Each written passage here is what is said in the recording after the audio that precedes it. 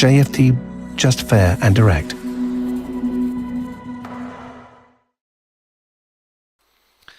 Okay, hello and good morning everyone. Welcome to JFD Traders Espresso with me, Darius Anucauskas. Today's the 5th of January, 2023. So welcome everyone. Welcome to this Thursday's morning session where we're going to have a very quick look at the markets, a few of the charts, the usual stuff. But before we do that, as always, let's quickly have a read through our risk disclaimer. So, the content we produce does not constitute an investment advice or investment recommendation, should not be considered as such, and does not in any way constitute an invitation to acquire any financial instrument or product. As always, I'll give you a few seconds to read the rest and we can continue.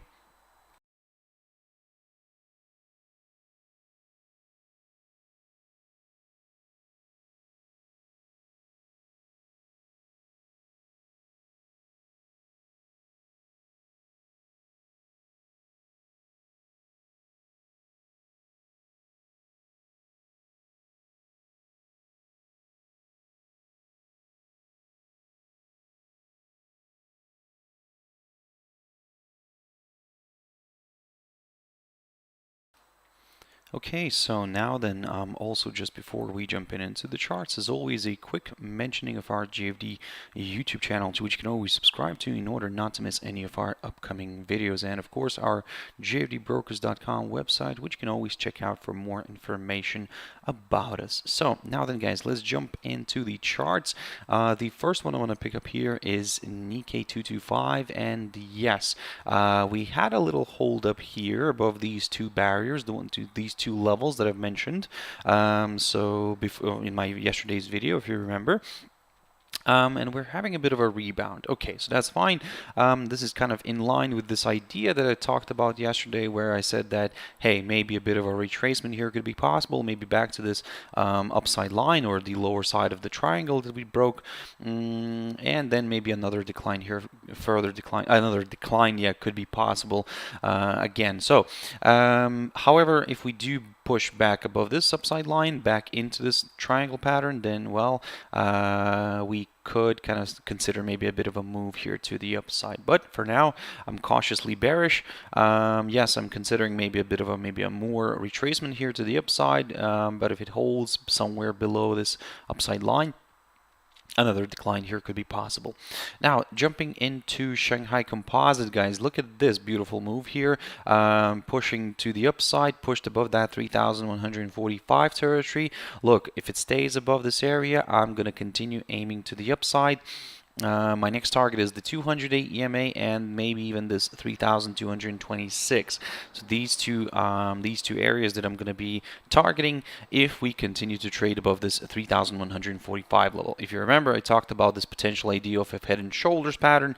It still exists. Still, don't get me wrong. I mean, still there is a the moment if, let's say, for example, tomorrow, let's say if it starts drifting lower here, moves back down here, back below these two EMAs, then yes, this is where we could start considering the idea of a nice head and shoulders pattern. But at this point, I am leaning a little bit more towards the upside, as I said, as long as we stay above this hurdle. Now, the German index, guys, very quickly on this one. Beautiful move. Look, I talked about this and I said that, hey, maybe we're within a rising channel. And so far we were, but I said that if we pop through this upper side, then yes, I will go higher. In general, I think that I should have stayed just mainly with my idea here that I talked in the beginning of this week about that if we do pop above this 14,200 territory, I will then aim for that 14,571 or even 14,585 levels right here, basically to this highlighted territory right there. And so far, I mean, it's doing the job. It's working out nicely. So yeah, I mean, I can get rid of this rising channel, no longer needed. And yeah, we broke through the upper side of it, so now it is we are now turning towards this area right here. Now, if we take a look at the cash index right now, we're seeing that there's a bit of a retracement here, 14,445. It's where the cash index is right now, but that's a healthy correction right now, so all good still. Still aiming for this territory right there, guys. So let's see if we can reach that, and maybe even if we can break that as well. So let's see. Look, I'll consider the downside scenario if we do fall back below this 14,200 territory, somewhere below here. Also, maybe a drop below the 21-day EMA could help out here.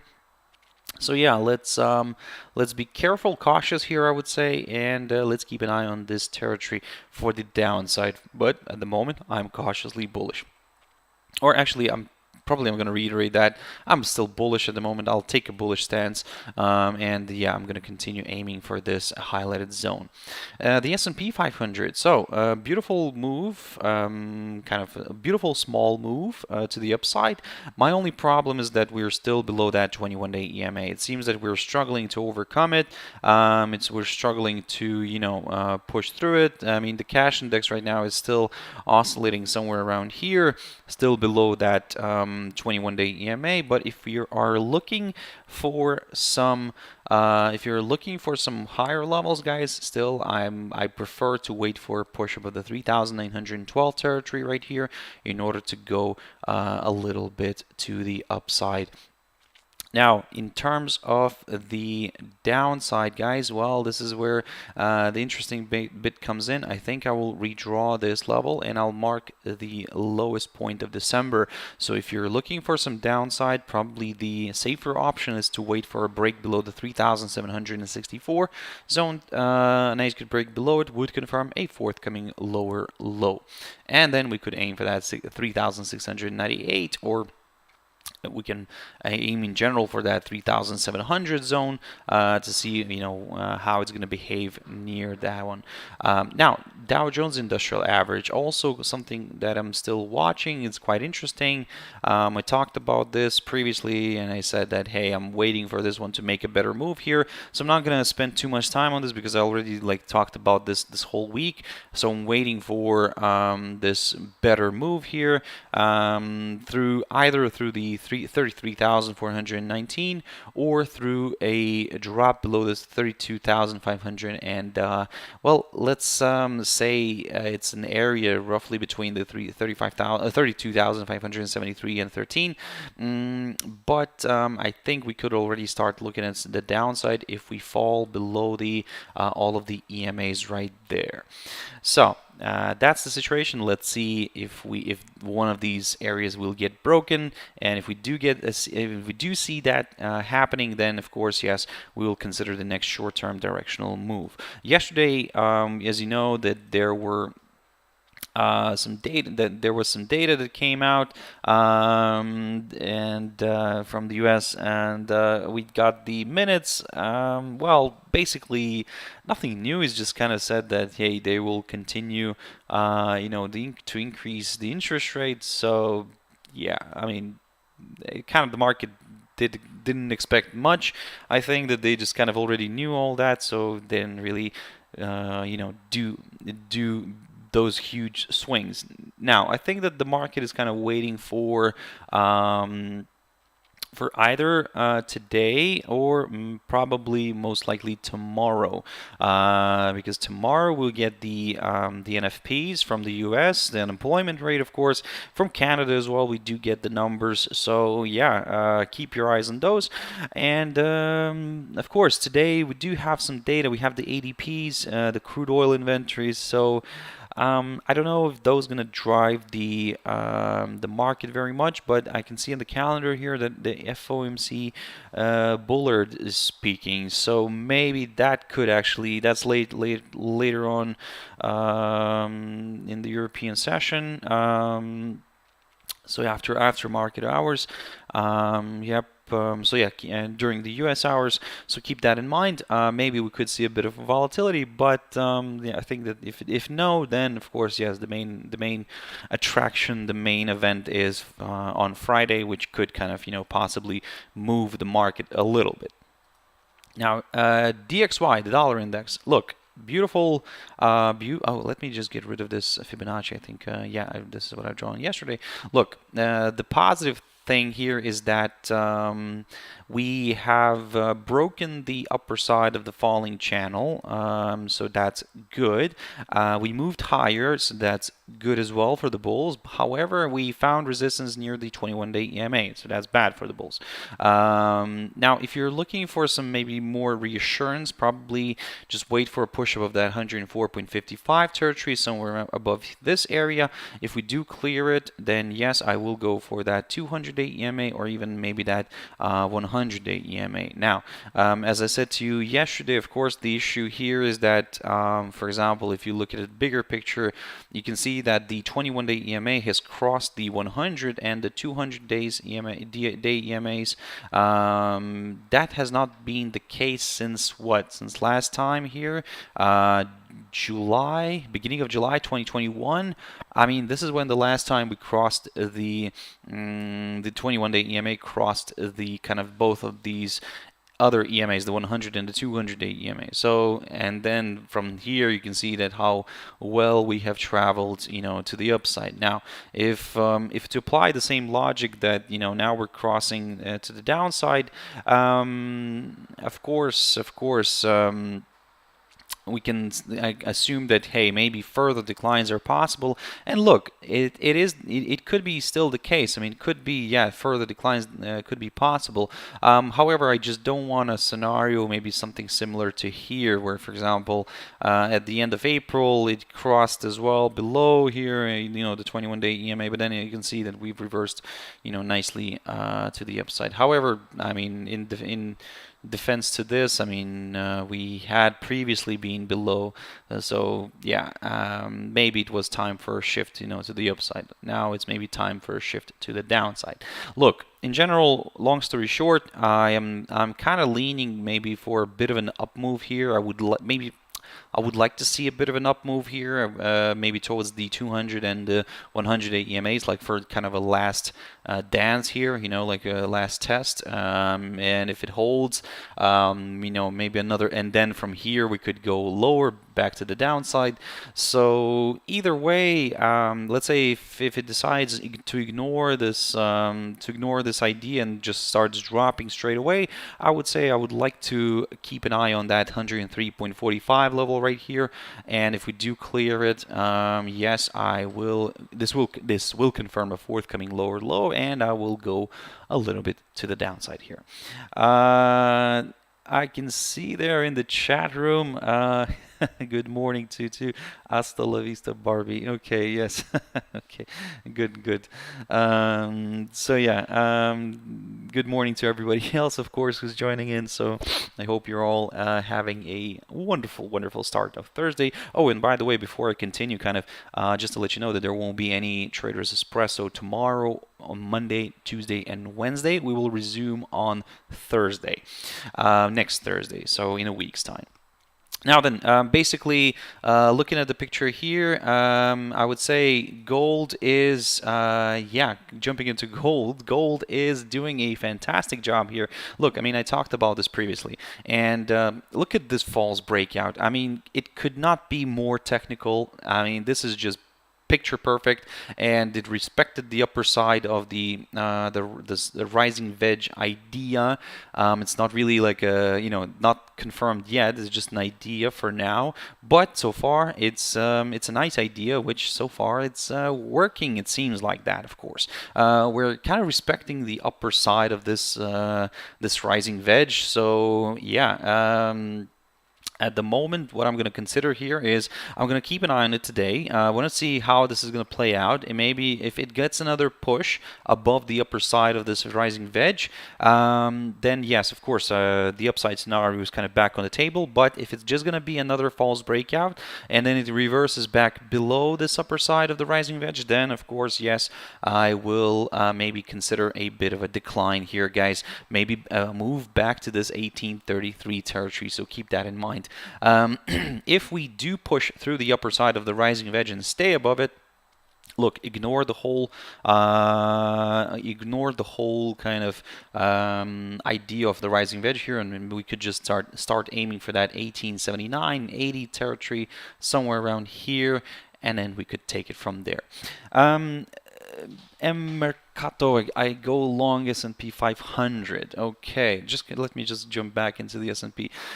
Look, I mean, I'm not saying that you're wrong, or I'm not saying that you're right or something. No, of course it could be the case, of course, don't get me wrong.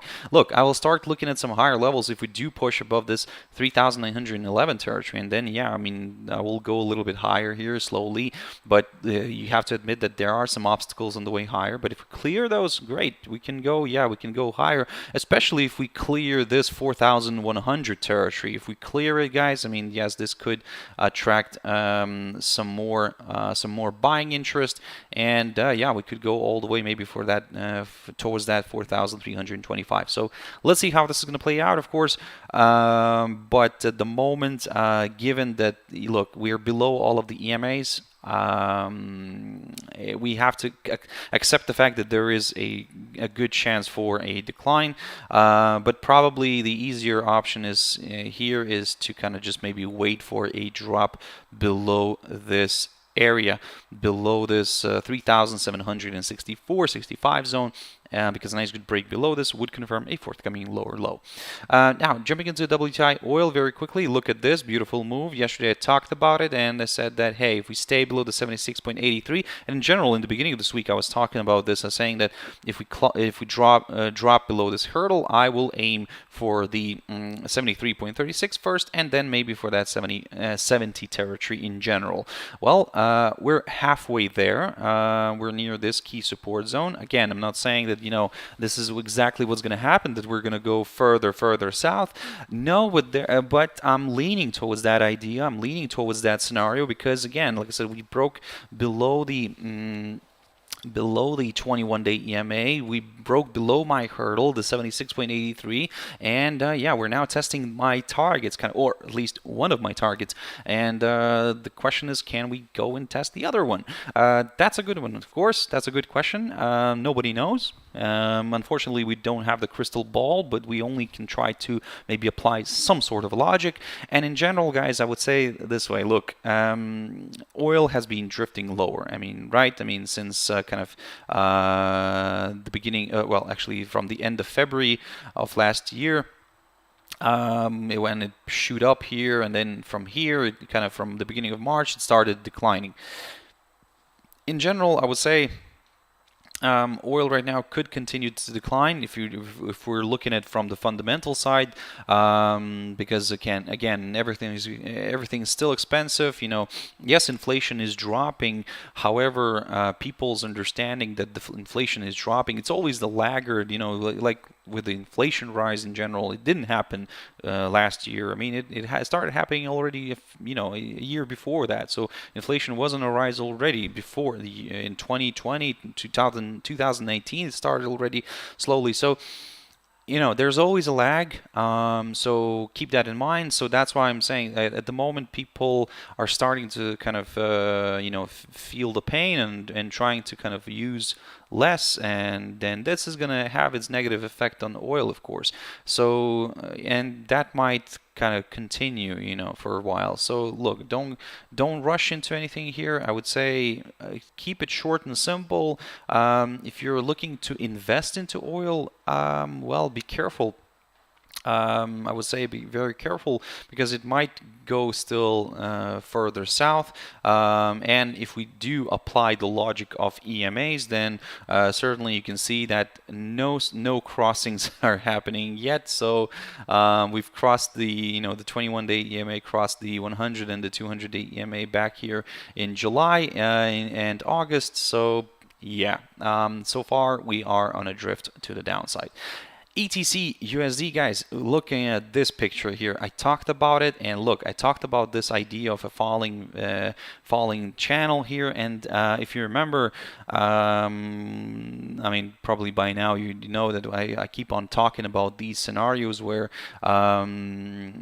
basically whenever we have, let's say, a decline like that, a strong initial decline, then a gradual decline, then we get like a breakout to the upside. Well, we got that, and we got the break through the upper side here. Look, in general, I was talking about this idea as I said, that if we do push above this 18 territory and we stay above it, I'll go higher. So far, I'm considering this idea, and I'm going to still aim to the upside as long as we stay above the 18 territory. If we fall back below the 18 zone, I will take a neutral stand, and I'll take a bit of a careful approach. Now, this falling channel has to go, and in general, it doesn't look like a parallel, two parallel lines, but actually those are, guys. If you look at this, there we go.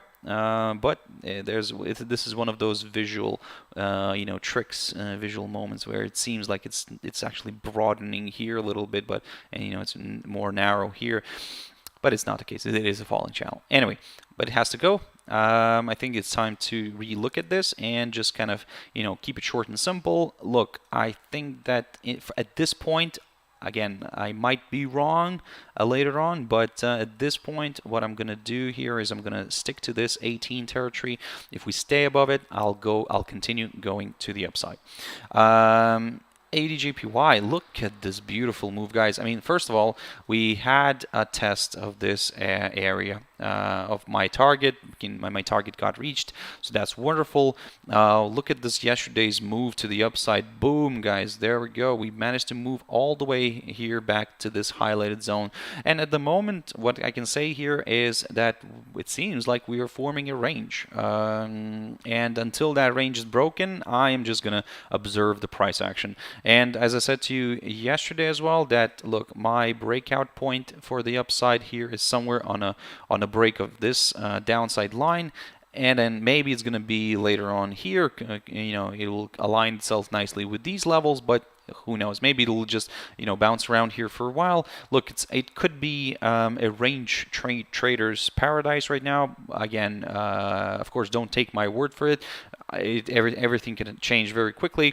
But again, at this point in time, I mean, we're seeing that there is elements of range. So if you do like trading ranges, then maybe this pair could be the case for you at this point. If you don't like to trade ranges, then wait for that confirmation break. My only problem with the upside here is that, let's say, if we do break the upper side of the range right now, soon, then we still have some room for this downside line. So it's not really that very positive. So look, if we do push through this downside line, now that's where it could become a little bit more interesting for a few more buyers. AUD/USD, very quickly on this one. So we stayed above the 200-day EMA, and this is what I was talking about yesterday. Look, I'm not going to spend too much time on this because I mentioned already this, that as long as we stay above this 200-day EMA, I will continue aiming to the upside. I mean, initially I was talking about the breakout here above this 200-day EMA. We got that breakout, so that's great. Now the question here is, can we go higher? If we do stay above the 200-day EMA, I will continue aiming for the upside, for the downside. Now, in terms of the downside, I would say this is a little bit of a tricky one, and look, I think that my safer option would be on a drop below both of these EMAs. Now, again, you might say, hey, but we did drop here and it actually reversed back to the upside. True, guys, of course, you have to kind of take that take that into consideration. If you want to wait for a better drop below this little hurdle, that's the current low of this week, the 0.6688 zone, yes, you could do that as well. Maybe that could even be a better level to watch, but I will start already looking at some lower levels if we do move back below the 100 and the 21-day and the 100-day EMAs. AUD and ZD, haven't looked at this one for quite a while, but hey, look, I mean, that's why I keep on saying that this is one of my favorite pairs to look at, because I mean, look at this technical paradise. I mean, it is just amazing. Look, I talked about this previously. I said, hey, if we break this downside line, I'll go higher, especially if we continue to trade above that 21-day EMA. We did get a retracement. We held above the 21-day EMA, and look at this. We're now pushing higher. We pushed to this barrier. I said that if we do pop above the 1.0765 and stay above it, then yes, I'll go higher. My next target is the 1.0883, which we managed to, well, okay. I'll say around 2 pips or something like that. We're missing something like that, or even 5 pips or something like that. Okay, I mean, that's still a good result. It's just a pure beautiful move here to the upside. And look at this 100-day EMA, which provided fantastic resistance. So if you're looking for some higher levels at this point, well, I would say wait a little bit, because look, let it settle down here a little bit, let the traders understand what they want. But if they start pushing this pair above this 1.0883 and stay above it, this will lead, of course, automatically to a break of this 100-day EMA. Then we'll have to worry about the 200-day EMA. But if that gets cleared, well, guess what? Further acceleration to the upside is possible, where my next target will be this right here, the 1.1045. Of course, before that, we will aim for that psychological 110 zone, roughly around here, guys. I mean, I'm just marking this area, but this could be the next target, and then this 1.1045 for the downside. Now this is where I will take this arrow and I will reuse it, and I will consider the downside only on a drop. Let me just grab this very quickly. On a drop somewhere below this 1.0765 level first, but then I would say still keep your eyes on that 21-day EMA. If we drop and stay below it, then this is from where I will go a little bit lower. Now USD JPY, look at this tease. Oh my God, this is beautiful, because this is 130.40. Got kind of crossed a few times here in the past couple of days. And look at this, the bull still managed to push this one back up, managed to keep the pair above this hurdle, and well, just shows us how important this area is. And if we do cross that area once again and stay below it, I'll go lower. At this point, I'm looking at the downside resistance line right here, and if you want to go higher here, then yes, wait for a push above the 134.50 level. If we clear that, and if we push through the 21-day and the 200-day EMA as well, now that's where, yeah, more buyers could join in. The only little issue here is that yes, I am targeting this 142.25 level, but I think the more realistic area to watch is around here, in between the 137.67 and 138.17 levels. So approximately around here, or in other words, just look at the 100-day EMA. So this could be the next target if we do clear these two other EMAs. USD CAD, very quickly on this one. So beautiful decline here, dropped below the lower side of the range that I talked about. And look, I think that this is a moment where we're getting a little bit of a retracement here. We are getting a little a hold up here right now. If that can stay, then that's great. We could see further declines. Initially, I'll target the 100-day EMA, but if that gets cleared, my next target is the 1.33 territory, approximately around here. But in order for me to kind of get comfortable with that idea, I need to see this pair staying below the 1.3522 zone, approximately around here, guys, where it's currently at. So if it stays below it, I'll go lower. If it starts pushing back up, hey, I'm just going to take a neutral stand again. Because why? Because in general, what you can say right now is that so far we're kind of oscillating around that 21-day EMA. We're not really moving far away from it, so we're just kind of moving up and down, you know, circling it. So that's why I would say, yeah, be careful for now. Look, I'm cautiously bearish, but certain criteria has to be met. So for me, one of the criteria is to see the pair staying below the 1.3522 area, approximately around there.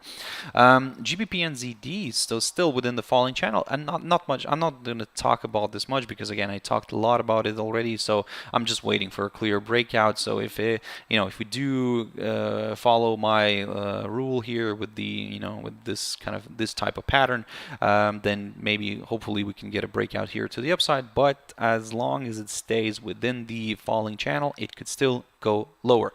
If we break the upper side of the falling channel, great. Yes, this could open the door towards some higher levels, but hey, we'll keep it short and simple. We'll keep it for now, like I said, as it is. For the downside, I need to see a drop below the 1.8958, and then we'll take it from there. GBP/USD. So this one's a bit of a annoying one, to be honest. And look, again, I'm not going to spend too much time on this as well because I talked about it already and in my previous videos this week.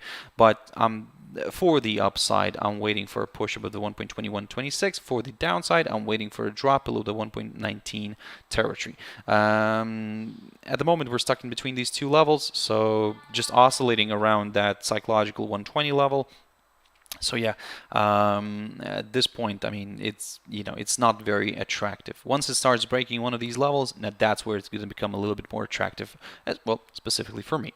Euro CHF, something that I didn't look at for quite a while. And look, I talked about previously I talked about these two levels. On the upside, the 0.9957, and for the downside, the 0.9723. And to be honest, I will stick to them because at the moment, I think that these are the more reasonable levels, especially the one on the upside here. It coincides nicely with that 200-day EMA as well. So yeah, at this point in time, I would say wait for it. Wait for that breakout here. If you're looking for some higher levels, of course, wait for that confirmation break, and then we could go to the upside. For the downside, I think that well, some of you probably could start looking already at some lower levels from around here, from around the 0.9817. Sure, but then of course be very careful near this hurdle, near the lowest point of November, near the 0.9723, and if that gets cleared, then yes, further declines are possible. But again, we could start looking at some lower levels already from around here, but just keep that in mind that even if we do drop below this could be like just a false breakout because overall we're just oscillating around the 21-day and the 100-day EMAs. So it's unclear exactly where it wants to go yet. We're just oscillating around these two EMAs. And again, if we until we've moved further away from one of them, from both of them at this point, we cannot really get way too excited with either of the directions. EURUSD, just a quick update. Look, a beautiful move yesterday, tested the 1.5445, reached my goal, almost reached my other goal here, the 100-day EMA, but to be honest, I'll take that. It's a good result. So now we're seeing a bit of a retracement. Look, at this point, this is the moment where I take a cautious approach because, look, if we are getting this kind of sharpish move to the upside right now, back to the upside, then maybe, we could go higher a little bit, but maybe we could test the upside line from underneath. Now, if we do push back above this area, back above the 1.5686, then yes, I will get a little bit more excited with the upside because we would be placed above the 21-day EMA again, and potentially more buyers could join in. Now, for the downside, I think that the easiest option here is to wait for another drop below this area, somewhere below this 1.5445, and then aim for the 100-day EMA and maybe even for the 200-day EMA, or the 1.5259 here, marked by the lowest point of November. And finally, guys, EURUSD, look at this holdup. I mean, this is respecting the rising channel so far. Now, again, I mentioned in the beginning of this video, I said that keep your eyes on the data today. Look, we do have the preliminary numbers from the EU coming out. This is the preliminary CPI numbers. That's going to be quite interesting to see what's going to happen. I mean, of course, then there will be US. Oh, sorry, that's CPIs, preliminary CPIs. That's on Friday, but today, PPI numbers are coming out. Okay, the Eurozone PPI numbers, and we do have the US ADP non-farm payroll numbers as well. I mean, look, they might not be the biggest market drivers. Maybe, you know, this pair will save itself for tomorrow. When those other sets of data that are going to come out. Let's wait and see, guys. I would say at this point, if you do want to trade EURUSD, you know, you can, unless you have a very strong kind of strategy. However, at this point for me, I mean, I'm not seeing anything nice here. Yes, look, on one hand, you could say, hey, while we're within the rising channel, it could still go higher. Sure, it could be the case. However, when you don't have like big data coming out like soon, so you know, for example, tomorrow we have that big data, so you know that might kind of ruin the whole kind of technical picture. And you have to look at it this way, guys. I mean, normally everything moves like, yeah, technically, logically, but then you have these the market data is kind of there to reset the market a little bit, so that it wouldn't be so that everything wouldn't be so obvious. And you know, so it's kind of a you know, the data that comes out, economic data, is kind of more to destabilize everything and you know, kind of put everybody off guard. That's how, at least this is how I look at it.